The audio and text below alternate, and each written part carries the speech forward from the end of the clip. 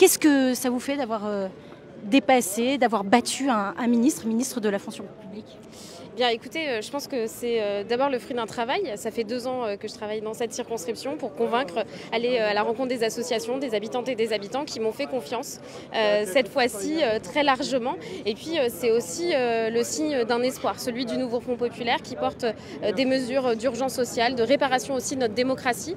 Et donc c'est pour cela, je crois, que l'ensemble des habitants ont voilà, porté ma candidature et que j'ai pu battre Stanislas Guerini de manière large cette fois-ci. Vous ne pensez pas qu'il y avait aussi une forme de rejet du macronisme et qu'il en était voilà, un des porteurs aussi? Et il était indéniablement un des symboles de ce camp macroniste. Mais cette victoire, elle a été permise d'abord parce qu'il y a l'espoir du nouveau Front populaire. Il y a de nouvelles personnes qui sont venues voter pour la première fois. Et c'est à ces personnes que je pense en rentrant dans l'Assemblée nationale aujourd'hui. Vous me parlez du nouveau Front populaire, mais vous ne me parlez pas d'écologie. Les électeurs, vos électeurs n'ont pas voté spécialement pour l'écologie? Alors bien entendu, d'avoir une voix écologiste en plus à l'Assemblée nationale, c'est un des moteurs de cette campagne. Et ça a été aussi très important pour permettre d'arracher cette victoire face à Stanislas Guerini, puisqu'on a vu les renoncements écologiques, que ce soit sur le glyphosate, que ce soit également sur la transition énergétique. On a vu ces renoncements et donc ils m'ont fait confiance pour porter cette voix forte, cette voix écolo. Mais cette voix-là, est-ce que vous pensez vraiment que c'est celle qu'attendent les Français aujourd'hui? Bien, je crois que oui. Ils attendent en tout cas une voix d'espoir.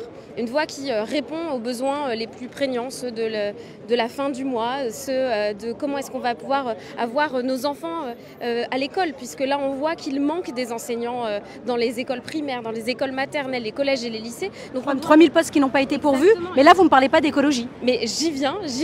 Et puis on a besoin aussi de mettre le paquet sur la transition écolo. On ne peut pas garantir l'habitabilité de la planète aux enfants qui naissent aujourd'hui. Et donc on a besoin de mettre le paquet sur l'accélération de cette transition et notamment de pouvoir préserver nos conditions de vie à Paris. Je suis élue parisienne. Bien à Paris, c'est comment est-ce qu'on préserve les villes des canicules pour cet été par exemple. Qu'est-ce que ça vous fait là de rentrer dans le Palais Bourbon?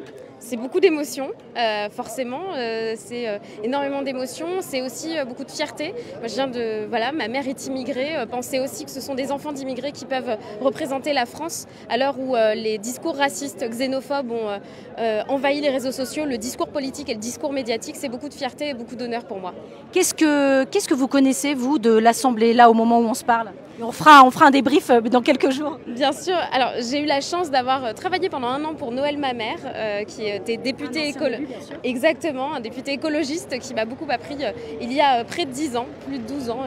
Et donc, j'en connais encore quelques couloirs, mais en réalité, tout reste à faire pour moi, tout reste à découvrir. Et je sais que j'aurai le soutien de mes collègues écologistes pour ce faire.